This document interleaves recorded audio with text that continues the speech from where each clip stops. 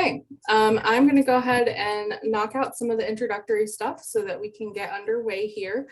Thank you everybody for joining us this evening for a webinar on marketing your horses. I'm Kirsten Green. I'm the Executive Director of Retired Racehorse Project, and I'm joined this evening with Clare Mansmann from Pacific Farms and Erin Gilmore of Erin Gilmore Photography.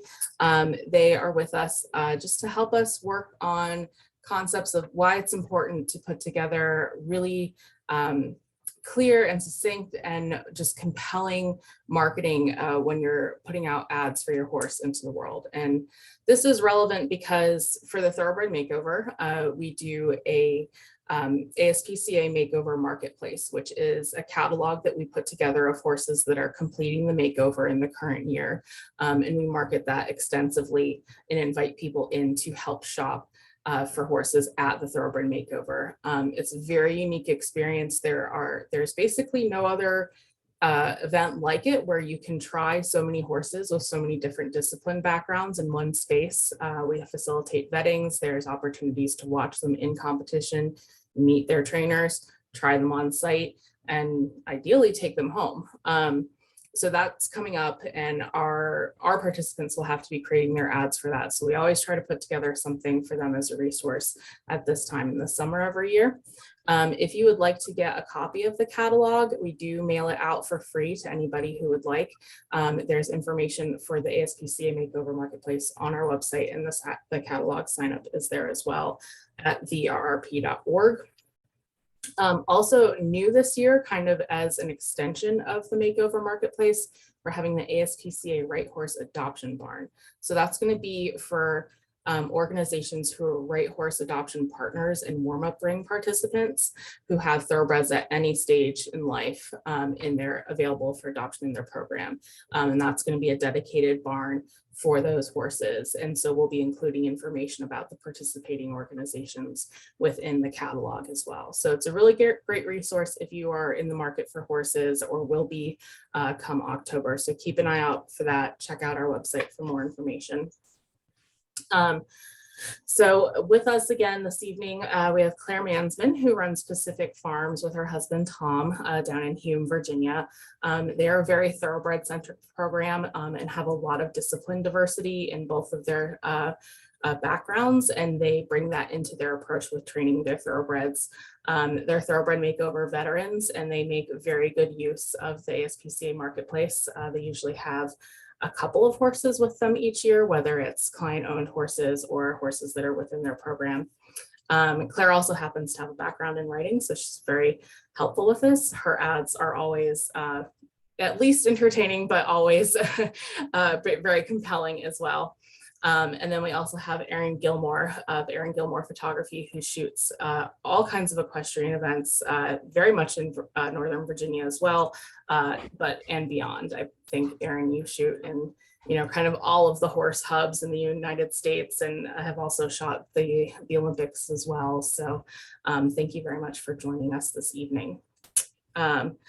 So we're just going to give you some information, and we feel, as the Retired Racehorse Project, whose primary mission is to increase demand and value for thoroughbreds off the track, we've always been a marketing-minded organization. So helping you guys put together compelling information is very important to us in our work. And it's kind of this concept of dress for the job you want. Make sure that when you are putting marketing of any kind out into the world that represents you, your program, your organization, your horses, make sure that it's polished and represents what you want to put forward about yourself. And so we're going to kick it off. And just a little bit of housekeeping. We're live in 2 places. So we are live on Facebook, and I'll be checking for comments over there. And we are also live here on Zoom. So if you have any comments here on Zoom, please put them in the Q&A section. If you're joining us on Facebook, please just go ahead and comment on the video, and I will just help to moderate and make sure that we answer those either live or directly.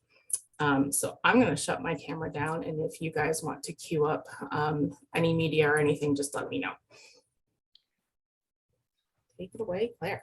No problem. Okay. Well, hi everyone. I kind of laughed a little bit when RP asked if I would do this webinar because Tom and I joke that we're the worst salespeople ever, which brings a lot of confidence to the RP for having us on.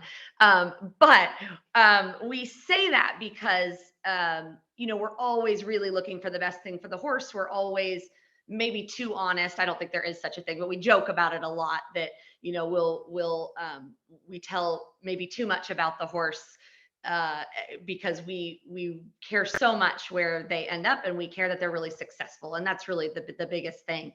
And so when it comes to us marketing the horses, because we're not really salespeople, but maybe are stronger in marketing, which they coexist, but they aren't necessarily the same thing.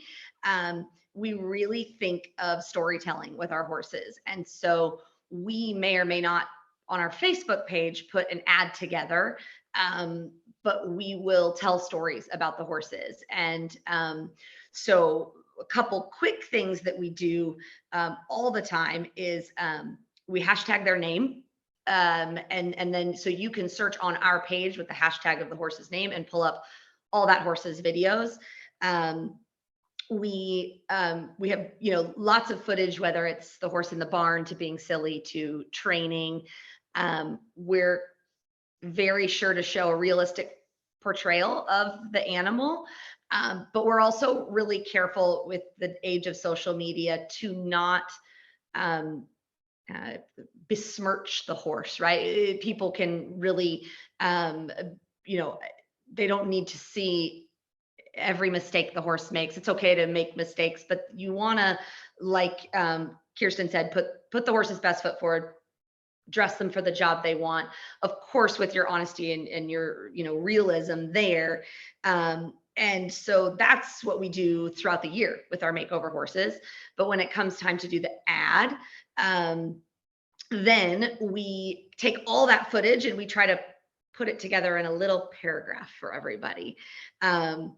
And so when we write those ads, I really think about, obviously putting the really nitty gritty stuff, their height, their age, their color, their sex, they're obviously thoroughbreds for this situation, what their name is, where we are located. And then I think of it like a dating ad. I've never been on a dating site. I'll be really honest with you. I've been with my husband since I was like 20. And there was barely internet. But I've certainly seen enough movies. So those dating ads, and I will use it like that. I will say, one of the horse make it right. That's on the picture. That's kind of was at the beginning of this webinar. We call him the steak cake because he's just like a little beefcake. So, he has an emoji. I give all the horses emojis if I can. And so, his ad, and I actually tried to find it, but I couldn't find it. It said something like what Peter enjoys. He enjoys head holding and long walks on the beach and jumping into water and, peppermints and butt scratches. And so there's sort of your catch, tagline, and then, giving what person he would be looking for. Because the truth is we're trying to find their person. They are who they are. So now we're trying to find their person. But none of that works without a proper photo. Good video, proper photo. But the photo is first because that is what everybody sees. And certainly we've talked about this in the RP before, when you see a fuzzy photo, a bad confirmation, a weird photo, quite frankly. It doesn't have to be a confirmation shot, but that is what everybody wants to see first. So we try to put those first unless something goes, awry with our system. We are big believers that a quality confirmation shot and then some photos, some stills that are eye-catching, something that you would put on your Tinder profile. So while I know she has lots to talk about, I actually really wanted to ask Erin, who is somebody that I love buying photos from, all the photos, of if you were to come do confirmation photos of a horse when you show up, how do you want that horse presented to you? Kind of, do you actually kind of tell the person how you want that, what you need? Yeah. Or when you show up, what are you going, yes, thank you, that's exactly what I need. Like my perfect scenario in my perfect world, for example, right? Yes. Yeah. Actually, in my perfect world, that thoroughbred has had the amount of good, solid groundwork to be able to respect its person on a light feel lead, to where the horse isn't running the person over or unaware or stressed and uncomfortable. So, I mean, I can take a picture of anything, but in my perfect world, the horse is set up with a solid background. So yeah, if you've done a good job bringing your horse up and doing the retraining, you've got those pieces into place, although it's so rare that it actually happens. I did confirmation shots for actually one of the pictures we have on screen share of a black horse. Was a dressage horse. Sorry, dressage people, but I didn't expect their groundwork fundamentals to be there, but they were at this shoot and it was amazing. And I told them, like, these are the best dressage horses I've seen in a long time. This was just in May, that nice black horse. So that became a great confirmation shot. And from there, the technical part of it is I find a background that's clear where the horse isn't going to get lost. So I was put it on the road, ask the person, is this horse, that's the same horse to a detail shot. Ask the person if the horse is comfortable here. And then this classic confirmation shot, it has the lead rope photoshopped out. So it wasn't that well trained. It wasn't a Liberty dressage horse, but I can leave it in too if people want it. Most of the time they want it out. The offset legs are the hugest part. You don't want the legs parallel like this. If you're doing this type of a shot, the leg should be slightly offset, and you can get it wrong really quickly if the horse is relaxed and has a pastern cocked, or if the person who's standing in front of that horse, who's just off camera in this shot, is trying to get their attention and the horse leans forward, they start to look over the shoulder. And now you have a picture with a confirmation fault that maybe doesn't exist. So it's my job to get the picture, and in this moment that shows, but you can look at the Red Barn picture as well. I see you pointing at it there. This was more for this girl had sold this horse and wanted some pictures before he left. It takes a lot of work and distractions and many moments to make it perfect. I also, if you go back to that other shot, I photoshopped a lot of that background out. I just made the effort for her because it was a special horse for her. And not the dog, obviously. In my shot, the dog fortunately wasn't there, although I could Photoshop him out for a fee, I guess. But cleaning up the background made an impact. If that shot right there had the pallets and the sign, it just wouldn't have the same effect. So I can control my background to a point, but sometimes I control it a little bit more. And you see with this guy, again, he's a younger warm blood. The feet are offset, maybe the front are a bit more offset than I would have liked ideally. But it just shows their confirmation and gives them dimension as well. So that's my classic confirmation sort of checklist. But man, when I show up and I can tell that horse has a background in good, solid training, and the human can control its feet with a move of a lead rope, that is really my perfect world. That is a very, very good point. And I think I've had horses that I've gone, oh, this one's being so good, and horses that I've gone, oh gosh. Well, they're horses, right? You can only do so much. It's a constant journey with my own horses to get all that, in place. With Buff Dude's original confirmation shots, he actually was very, very good, but we had the Winnie app on the phone. Yeah. Which made him extremely happy. That's, geldings get extremely happy. Stallions get extremely happy. And then mares are like, yeah, whatever. You can't trick me with that stupid phone. Go get something else. Yeah, look at it. I was very happy. We actually did had to edit some anatomy. Yeah. I'm well familiar with that edit. Yes. Yeah. There's like a line that was a limb I couldn't. Talk to me after you've done about 10 or 12, 2 and 3-year-olds at a breeding farm, and maybe that ground manners element is not in place quite. So it's about a nanosecond of perfection, but it is important to have that strong photo so you can show someone, okay, like here you go, and illustrate it. And then from there, creative photos of the horse that shows their personality is gonna be a win. Yeah. We always try to really make sure to, and sometimes this delays our photography. We'll get a photo so we have a photo.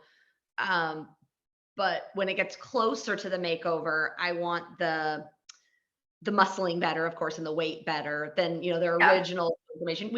I also really make sure you can see their feet, whether they're in the place we want them or not. That's realistically where they are. And it's an important thing, I think, for the thoroughbreds. Sometimes in their first year, we have, especially in Virginia, because of our grass and the dew, we do a lot of glue on at the beginning, and we're happy to talk about it. I don't hide that. I haven't had a horse not recover from it yet. So we're very, I want them like your shots, like on hard ground, not with grass covering their feet. Right.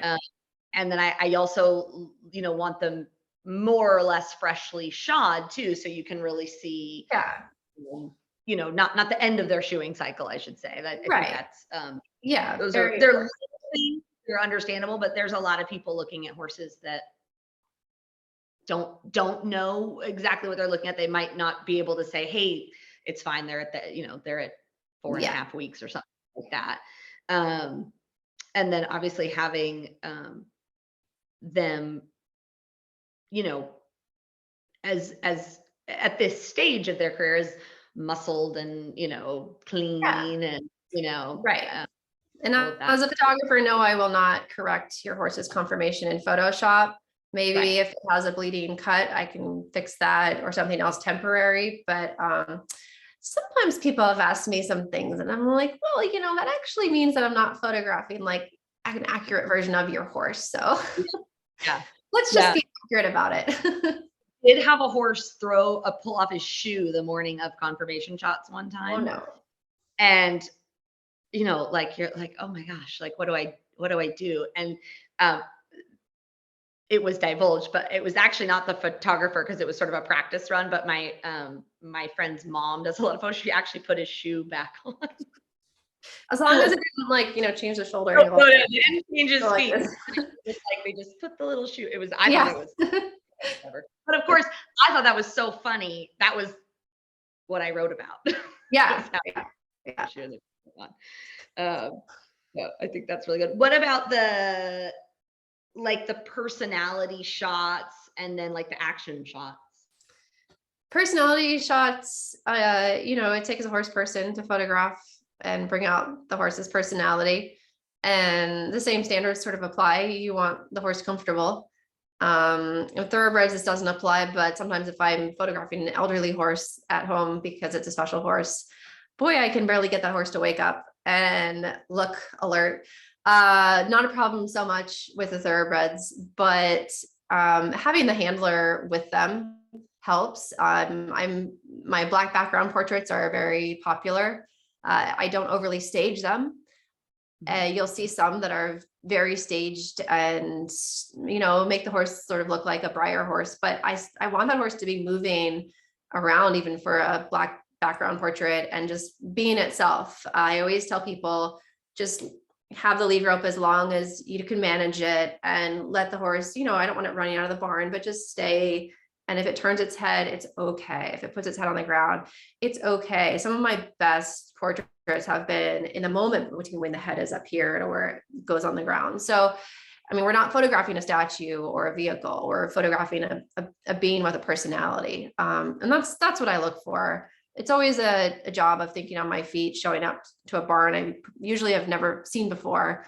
And it's my job to look between the construction site or the manure pile or whatever is going on. And I always can, and find a really nice background for that. But yeah, those nice personality lifestyle shots kind of mean everything, both to the current owner and to someone who's looking for the horse and wants to see that it can get out and do things. And you know, as you know, competition riding shots are a whole different bag. I see my show photos being used a lot in ads, horses for sale. And and that of my team. I wanted to make the point that my team member, Kira Topeka, took this photo, which made that cover of the magazine. So we're very happy about that. But this is a great standard jump shot of a horse, you know, at a schooling show, that if she sells this horse, she'll be able to use it. It looks super civilized and she's in perfect balance. And I mean,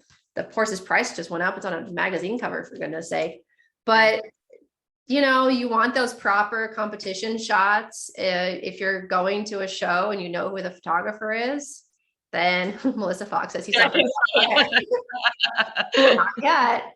I love this picture that she took because everything's right about it. And they obviously agreed because they put it on a magazine cover. But it should be proper in eventing. You're going to want, you know, to show that horse is bold and is getting out there. This is a young horse at Great Meadow. I didn't take this, but the horse has got square knees and everything is straightened and focused about it. So that's very, very good. I think I sent you 2 of my Morven Park shots. I recognize that person too. And that was another team member of mine took that over the weekend, where you could call that a little unconventional as far as the angle of the fence, but I love it because this horse looks good and in balance in this shot. And you can see the talent in this horse. The same photographer took the next shot, and I chose it because I didn't love it as much for the angle of the jump. I won't, you know, I'm not criticizing the rider for being upright over the fence, but because the angle of the jump is a little off, the angle of the horse is a little off, and that is not the shot I would choose over the previous one for sale. So you got to be picky. If you have any control of knowing who the photographer is when you're showing up to compete, great. Or stage a photo shoot at home and do some riding shots. I've done plenty of those. And someone says, hey, I, you know, need really good. That's that's another pony shot. Actually, that's one I sent in for consideration today. That's Morven Park as well. You know, you want something where everything's. I'd buy that. Doesn't that pony look cute? That's a pony that you would buy, right? Yeah, I'd buy it. Right. Yeah. It's got to be correct, and there's a lot of ways not to do it wrong, but to make it ordinary.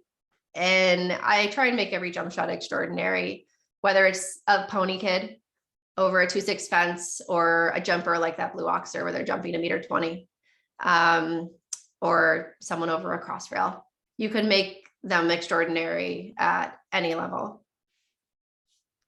That's actually really well said. You should put that on your website. Maybe it's on your website.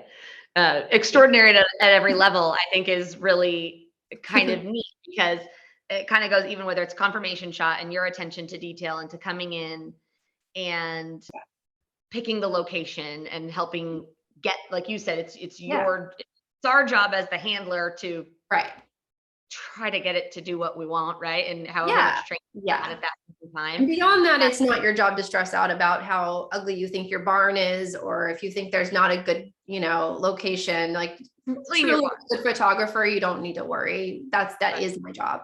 That is your job. I worry about that. Right. And that takes a lot of stress and strain off of like the non-artist, you know, to be able, and then, you know, just because I've gotten to be a lot of shows with you and doing some things with Cavallor and stuff like that, the way you set up your team and that shot, even for those action shots, is just like you look for the confirmation shots, and oftentimes that's just not, I don't know. It's not known to be done, or you know, it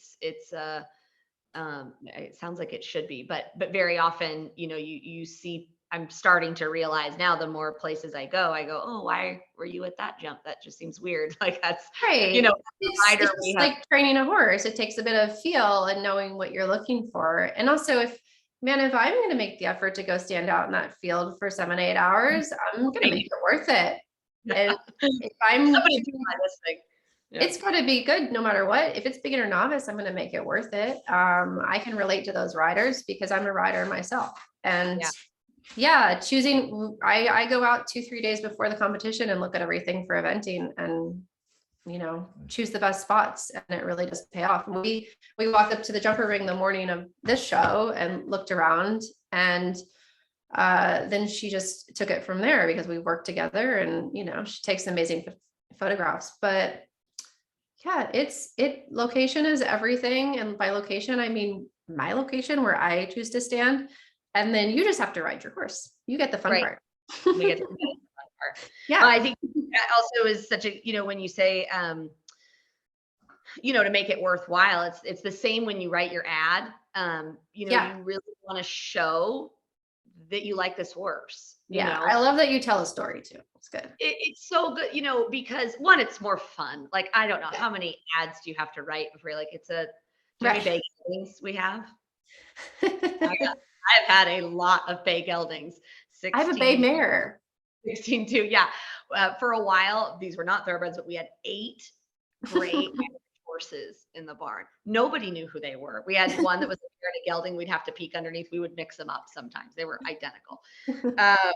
And so until we got to know them a little bit more, but so I try to do, I like to write, and then I also really enjoy these horses. And so all day long, we goof off with these horses, right? Like, we're riding, and our clients can tell you, we'll be sitting there and we make up, we try not to, give them, we do want to let them be horses, but in our joking, we do talk about them. Like, we try to make like the personality, like, like, oh, Peter just woke up this morning, and like, he's still a little struggling from his party the night before. And he's like the quarterback of the football team. And he had like, the cheerleader came, but he like broke up with the cheerleader, and now he's got this new chick. And we'll go on a, kind of a weird rant about that.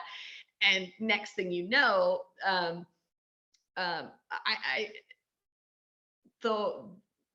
our relationship with the horse actually starts to kind of be more playful as well. And I think that's what horses want. We want our training and we want our discipline, but we want them also to enjoy the job that they have. And so when we goof around like that, we find ways to enjoy them, even on the days that they're hurt, or the weeks that they're hurt, or when we're at the show and it gets a little ranchy, or, whatever.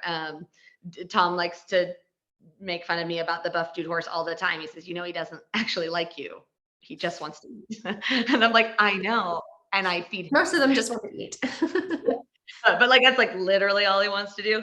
So because people will be like, oh, he loves you. And I'm like, oh, it'd be so nice if he did. But he loves you. He loves the carrots. He loves the fact that I'm diabetic and I keep peppermints in my pocket. He stops, turns around when I crinkle the plastic for my So, but things like that, we had a horse, one of our early makeover horses, who would shake his bridle off all the time. And it was ridiculous. I don't know what it was about that bridle in his head, but it happened all the time. And so one of his pictures was me sitting in the middle of the field like this, bridle gone. And he was like a 6-year-old, pretty athletic, thoroughbred. And we used to call him the Channing Tatum of horses, and so we would supersede his picture with Channing Tatum. If you knew the horse, and I don't know Channing Tatum, but you see the picture, it actually kind of worked. And so all of that to kind of get people engaged with that animal, knowing the story, so that they reach out to us, quite frankly, rather than us having to, right.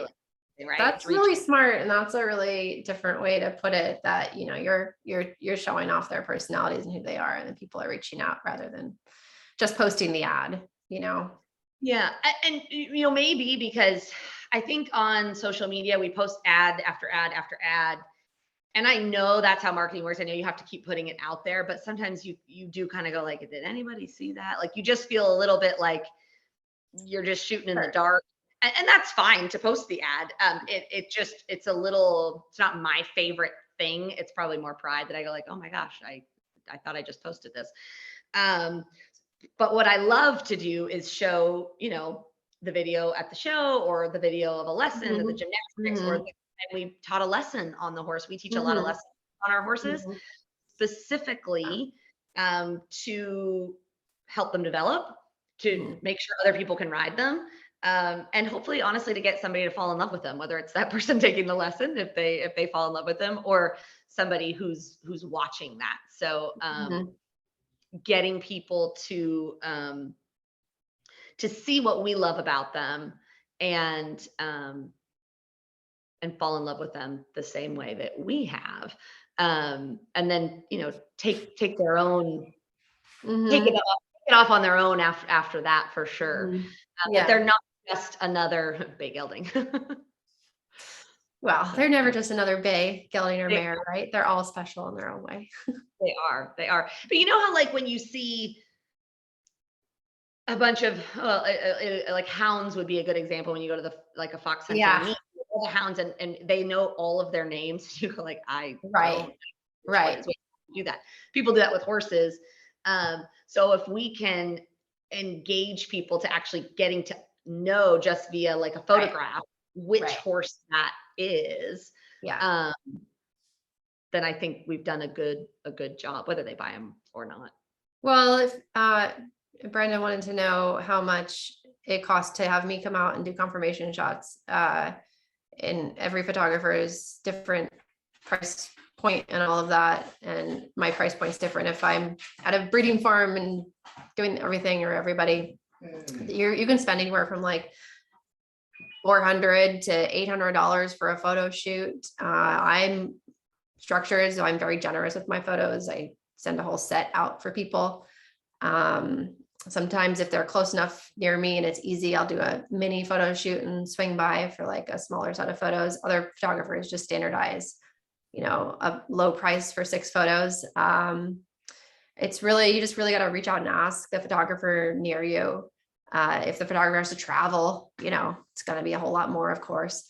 But you can find pretty affordable professional photographers who can come out and take a well-educated confirmation shot. I work with an amazing team of photographers and help them build their skills, mentor them, and more often than not refer work to them, actually.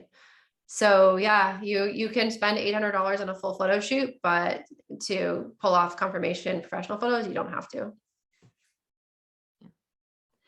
I think it's worth mentioning too, that while iPhones can do so much now, and I've taken advantage of that in emergency situations where I've gone, oh my gosh, I haven't gotten this done. There is a remarkable quality difference between the camera, your camera, and that. And, in an emergency, or in a emergency, as much as that, a confirmation shot emergency. I've certainly done it. But it's not really a comparison. Like it's kind of like, oh, well, I didn't get myself organized. So, it's different. It's the eye of the person taking the photo. My team makes fun of me a lot because I have the dinosaur cameras, like the old cameras that I use, but what I accomplish with them, I do because I have the skill behind it. I mean, the top photo there looks like it was taken with a phone, and it's just a little high to low. So the perspective of the horse is a little high to low, like they were taking it up here. Maybe they could have been lower. So these are phone pictures that are doing the job. They're getting it done. A horse that's $4,000, you're not going to spend $1,000 on a photo shoot, that's for sure. So you just have to balance your priorities and look for this gray horse. It's the front feet are sort of lined up a little bit too much. So even with just a slight adjustment of like the front foot back a bit offset, and then lowering yourself and taking a perspective more straight on, would just be a little helpful. Yeah. You didn't ask me to critique this, but I did. I was looking at, I am unmuting myself, but I just kind of threw it up there to kind of, I think none of this, and note that I did blur people out, but none of these are actual horses that were listed in a previous catalog for us. And I blurred everybody's information out because I this is certainly not a like direct criticism, but I just think it's very illustrative of just kind of the difference that it can make if you are just spending a little bit more time. For sure. And I think the thing with photography too is that digital SLRs can be had for a pretty entry, there's quite a range, and there's entry level all the way up. And so, there's a little bit of this phenomena of anybody wielding a digital SLR, it can call themselves a photographer. And it's very much a get what you pay for scenario. And that's not to say, like Erin was saying, that if you have a $4,000 prospect, that it makes sense for you to pay, a quarter of that in photography. But it's definitely worth, taking a critical look at the work of who's available around you and kind of looking at the difference and seeing who you like and who you don't like. There's some things here that, were good attempts, but are actually, kind of really detracting from the ad. The bottom one is at such an angle and the lighting is such that it's very difficult to really accurately assess the horse's conformation. From here it looks like fairly downhill, and just because there's not enough contrast in the daylight and you can't quite see where the horse's top line really is and that sort of thing. Right. So it's worth like getting on the internet, like looking at catalogs and just scrolling through to see what a difference things make. Somebody in one of the previous versions of this webinar suggested that you should really be lining your camera up like as though you were like shooting straight at the horse's heart. Yeah, I agree with that. Directly, like, and it's lower than you think it is. Right. You are not going to stand upright. You're going to end up too high. The other, and this might just be a personal preference, I know we talked about blackout photography. It's quite the craze right now. This is a pretty well done one.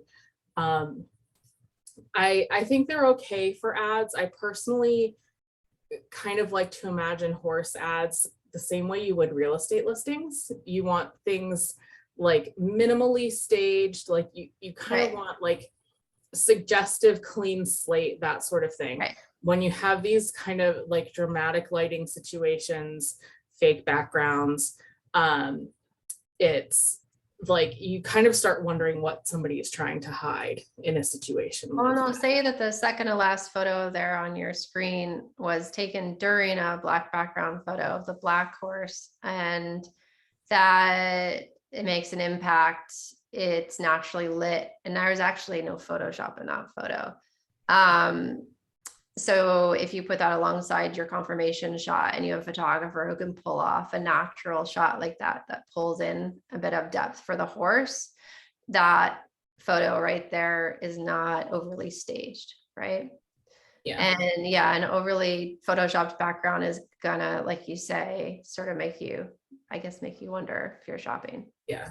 And that kind of comes back to like, you get what you pay for, because when it's really poorly executed, you just have horses that are like floating in space. Yeah.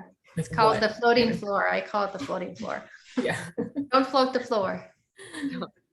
I feel too, when we have, if we have multiple horses, or whatever stage they're in or what photos we have, because we do put a lot of footage, on our social media. And if I prefer the quality over quantity of photos, I know we can post a certain amount of photos on the marketplace ad. If I don't yet have a great headshot, if I don't yet, we're always going to have a confirmation shot to start, but say I don't, I'm not going to post a negative term. I don't mean to be negative, like a bad one. I would rather just not post the photo until I have one. I'm not going to post a screenshot of an action shot. Don't even say screenshot around me, man. Oh, that's why do we do why would you post a screenshot? If you're gonna do it, just at least crop out so we can't tell it's a screenshot. Well, at least, yeah. Why do people do that? Carry on. I'm sorry. I've seen that actually on sales ads before where they didn't actually even crop it. Yeah. And I think, I mean, I've taken like some super funny screenshots, where you're like, no, that didn't go well. But as far as an advertisement, I Take the time. take the time, and if it's not right, Yeah. take more time. Yeah. And same with your ad. If you don't have time or you really don't know what to say, then the bare minimum is fine, right? It's height, it's age, and what it's done. If you're not quite certain, or if you don't have I don't know, sometimes you have like a day of non-creativity, you get the nitty gritty down. And also don't be afraid to ask people. We do this in the RP trainer group for our trainer bios. A lot of times we'll all share, it's hard to write your own bio. So if you have friends that you can bounce off ideas on how to write your ad, or your little bit of storytelling with your horse, who maybe enjoy that. Sometimes it's easier to do for somebody else's, right, than even your own when you're really close to them. So that's so if we do it for our own bios, So Claire, with your writing stories about your horses and my photography skills, we could put together one of those ads that goes viral on Facebook, right? Because you've seen those horse sale ads, the really good ones, where they tell the story and it goes viral. Not like the one demon pony. I mean, well, those are funny. I can think of. Yeah, like the demon pony that like is not demon pony. I know demon pony, but I was thinking like the good viral ones. Yeah, the good viral one. Yeah. And then you got reach, and then you got engagement. So, but yeah, it all starts with a story, and the photos certainly help. And I think too, when you work with a photographer, who, and you get that great shot, your photographer, based on their business, I don't know that every photographer has this, but when your photo is on that ad, oftentimes their photographer is going to share that ad because their photo is in it. Mm-hmm. And so now you have even more reach. Yeah. So when it comes to your marketing, we, again, marketing being a little different than sales, your marketing is your storytelling and your reach. So utilizing all of that, same as getting, your show photography. Well, if you're at the Maryland Horse Trials, and that's tagged, then, all of this stuff is going to happen, and your algorithms are going to go up. And that's social media based, not necessarily the marketplace, but the marketplace for the RP. If you have the great photo and the well-written ad, those are the ones that they are going to want to share as well. Because it's difficult for the RP to blast out, something that you wouldn't want to advertise what the thoroughbred is up to right now. Yeah, of course. So it's really important. And don't be shy to tell the photographer, I've had people tell me, and I'm not insulted, like, oh, don't share this photo because this horse is for sale and it's rearing. And I, as a photographer, was stoked to get the rearing shot. Right. But if the person is like, oh, but I know the horse rears, but I just don't want to share that. Okay, that's totally fine. I'll take it down. Of course, if you're an eventer, you want to see your fall shot. So I have learned that. But I think as the person who's marketing your horse, don't be shy about that as well. Like you said, we all make mistakes. Right. But if you're in charge of showing the best side of your horse, then a good photographer will respect that. Yeah, absolutely. And I think too, obviously, if you've paid for your photographs and you're making sure that you have the right to use them in the capacity that you're asking to use them, is obviously should go without saying, but is still important. And then like what you talked about, well, I mean, if a horse, horses are not machines. And so the horses in the retraining process, in especially with these young thoroughbreds, with the green thoroughbreds, they're not going to do everything perfect. Some of them actually do everything perfectly. But, if they are making a mistake, but you're, as a trainer, mistakes are fine. I was just talking to Jan Binney today, and she was like, we used to talk about a horse stopping at a jump was like the worst thing ever. And she's like, no, I mean, there's a discipline issue, but also like, maybe you just had a really bad spot and and you turn around and they come again, and that's great. While a lot of times we like to talk on social media about not everything being perfect, that's wonderful. And we want to be careful that we don't portray something as being perfect that's not. Right. You also have to watch that you allow your horse to make mistakes without the worldview of social media on them, because that can portray them in a negative way that's very difficult for people to get over. So we certainly show the mistakes, and I don't care if the horse knocks a rail or, tosses its head or anything like that. But I really want, your advertisement is to show, is to draw people in and allow you to have a conversation about that horse and then decide it's suitable. And it's always tricky because, you're always you're hoping that everybody's being honest, but that's just the world. So that's where the iPhone does the heavy lifting, right? Because you're going to take a video and you should plot out your plan there a little bit as well. I'm not in the market for a horse, but I'll look at a good sales video if someone's done a good job, just because I'm like, oh, that's interesting. But if it's really boring or grainy, you're not more succeeding. Than 2 minutes long. I always think 1, but 2 if you're a serious shopper, I guess. Yeah, it's hard to get it in 1. Yeah. On what people want to see. You can get a snippet, but if you want 1 video, it's pretty hard. Now you need a real 7 seconds, then a 1 minute version, then a 2 minute version. Now you've got a marketing package. And a TikTok, yes. And a TikTok. I forgot the TikTok. Yeah, and the TikTok. Yeah. There's a lot of things you can do. Yeah, there is. Yeah, but it's you have the footage, you're drawing people in. You don't have to give them everything in the advertisement. It's okay you're drawing them in, and then you can tell them everything. Do you think that the video should always be in the ad, or if it's a social media post? It kind of depends on the sharing. If it's like a YouTube link, on the business pages on Facebook, you can't do a photograph and a video. The marketplace ads on RRP are great because you have you input everything. So that is a link to share that is really great. And then you have the ability to upload, I can't remember right this second, 2 or 3 videos to YouTube. The link is there. I find that people watch videos better when they're direct on social media than necessarily a YouTube link.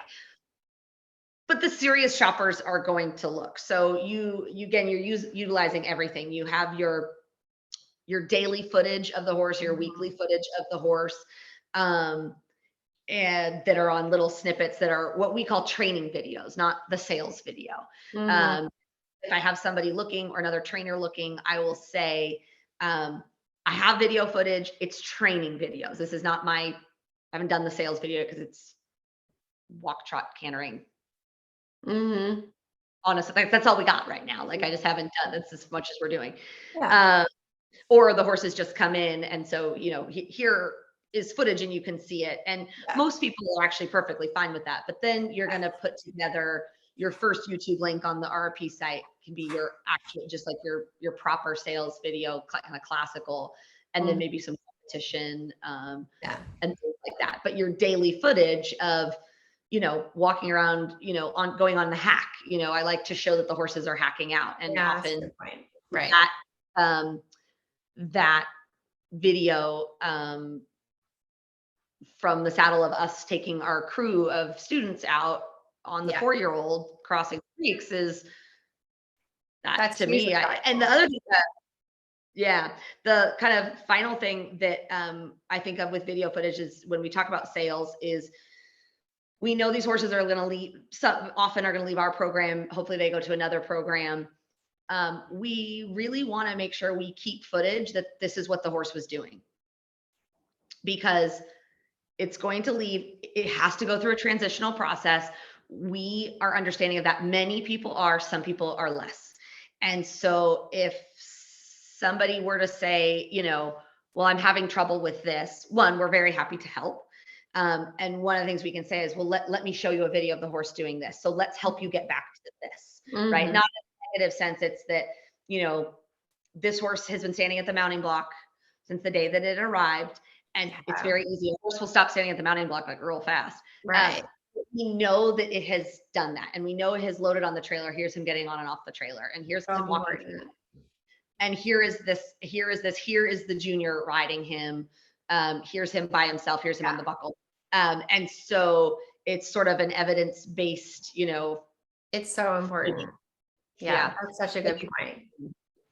In my horse's sale video, part of it was that him lying down, and I have that video because I don't know how to make a horse lie down, but I keep watching it and I'm like, I need to learn this. He knows it. Like, he knows more than me, literally, because I have the video evidence of it. Literally. Yeah. We had one horse, it was a little quarter horse, and I was doing a demonstration of the horse's leg, and I touched his leg and he laid down.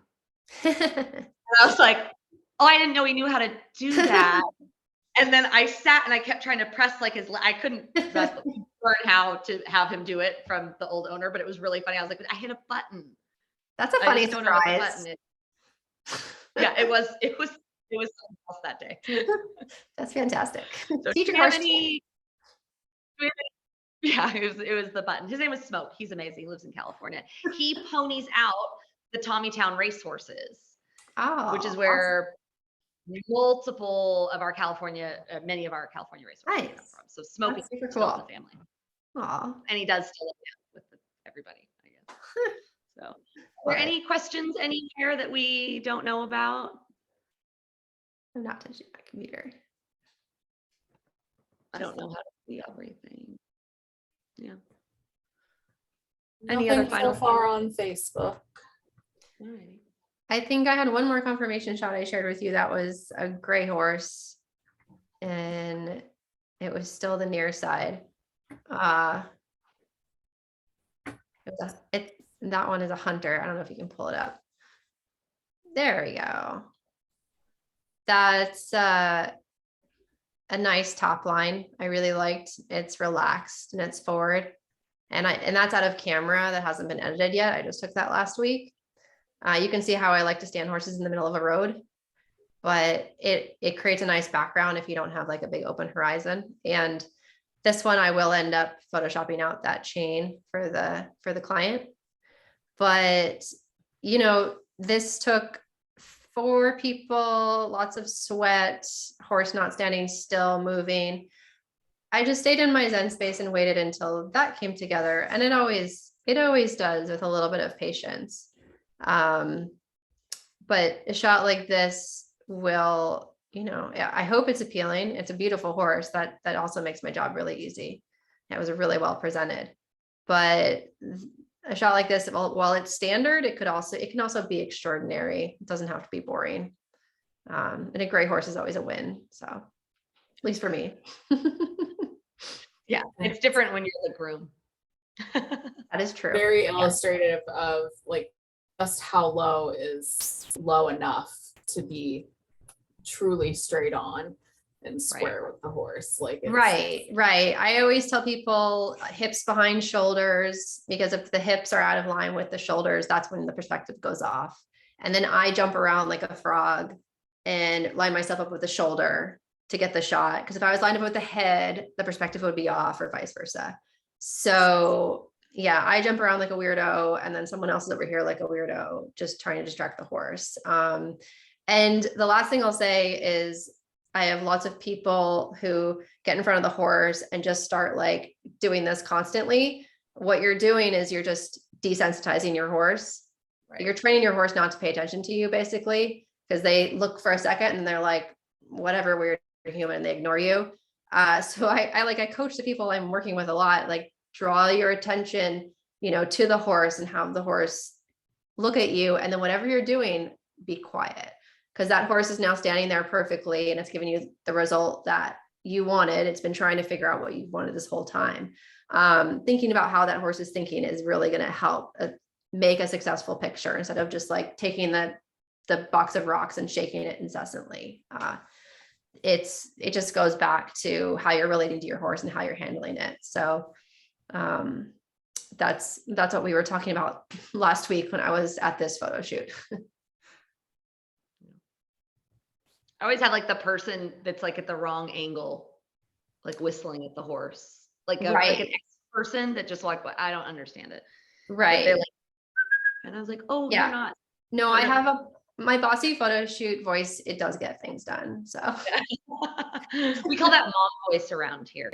yeah, that's probably equivalent to your mom voice for sure. Mhm. Like, Yeah. okay, it's time to listen. Let's do this. Exactly. I love it. Okay. Kirsten, anything else you wanted us to? No, I think we're in good shape. This has been a really Awesome. good session on, just kind of, the photo is what really pulls somebody in to read the rest in a lot of cases. So, really making the investment, whether it's just a lot of sweat equity on your part, or, the actual investment of working with a professional, take your time, take many, many pictures, and really get it right. And, we didn't touch a whole lot on turnout, and that really matters too. Take the time to give a bath, to bang up the tail, to pull the mane at least. I think braiding for this is probably a little bit overkill unless it actually really does something for your horse's top line. But just, clean workmanlike turnout, I think will always win the day. And just a well stood up picture. Yeah. And a nice bloom on the coat is really what's going to draw people in. Set aside the bells and whistles for, the art piece that you want to put on your wall. Those are two different products for two different purposes. Okay, well, thank you ladies very much for joining us this evening. This recording will be available in the video section on the Retired Racehorse Project main Facebook page.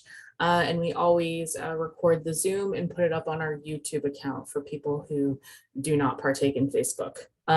So it's available to reference after the fact in multiple ways. And if you guys have any questions, please feel free to reach out to us, whether by our Facebook page or through our website. We can happily help you with any other questions that you might come up with. So thank you folks, and have a wonderful evening. Thanks for having me. Appreciate it. Very Thank much. you so much. Thanks.